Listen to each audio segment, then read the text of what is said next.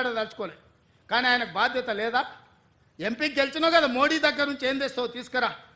గుజరాత్లో అహ్మదాబాద్లో Sabarmati river front Narendra Modi కట్టుకోవచ్చు అంట, కానీ నరేంద్ర మోడీకి ఊడిగం చేస్తాడంటే కానీ మూసీ రివర్ ఫ్రంట్ మాత్రం తెలంగాణలో కట్టొద్దంట.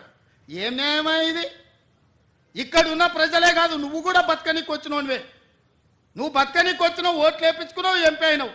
కానీ వాళ్ళు మాత్రం మూసీలు అదే మురికి కూపంలో ఉండాలనా? వాళ్ళందరినీ చక్కదిద్దాల్సిన బాధ్యత నీకు లేదా? రేవంత్ రెడ్డి గారిని ఒక సవాల్ చేస్తున్నా. నీకు నిజంగా దమ్మున్నోడివైతే, ధైర్యం ఉన్నోడివైతే మీరు నేను కలిసి ఇద్దరం వితౌట్ సెక్యూరిటీ మూసీ పరివాహక ప్రాంతంలో ఇవాళ ఏ ఇళ్ళు అయితే నువ్వు కూలగొట్టబోతున్నావు, ఏ ఇళ్ళకైతే నువ్వు నోటీస్ చేసే ప్రయత్నం చేస్తున్నావు, అక్కడికి మనం పోదాం, ఇద్దరం కలిసి పోదాం. వితౌట్ సెక్యూరిటీ నేను కలిసి మొత్తం ఒక రోజా 2 రోజుల మీరు డేట్ ఇవ్వండి, తప్పకుండా పోదాం.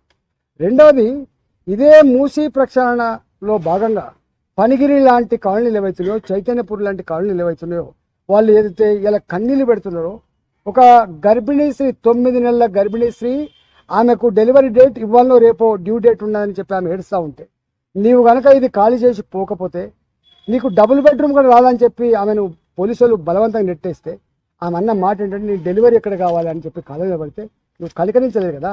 రా, నువ్వు నా చైతన్యపూర్కి వస్తావా, నా కొత్తపేటకు వస్తావా, నా ఉప్పల్ నియోజకవర్గంలో ఉన్నటువంటి రామంతపూర్కి వస్తావా, పోదాం.